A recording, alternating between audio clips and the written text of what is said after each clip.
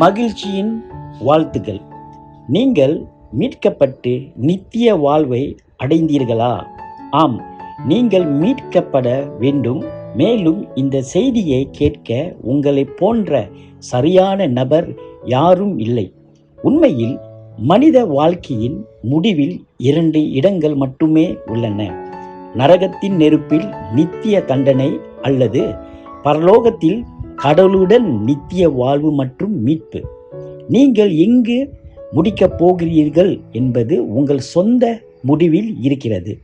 நீங்கள் மீட்கப்பட்டு கடவுளுடன் நித்திய வாழ்வை விரும்பினால் ஒரே ஒரு வழி உள்ளது.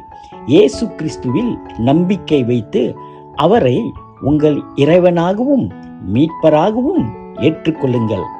இன்று நீங்கள் இயேசு கிறிஸ்துவில் நம்பிக்கையை வைக்க முடிவு செய்தால் மீட்பு உங்களுடையது.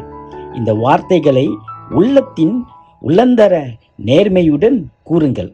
இயேசு கிறிஸ்துவே, இன்று நான் உம்மை நம்பி உம்மை என் இரட்சகராக ஏற்றுக்கொள்கிறேன். ஆமென்.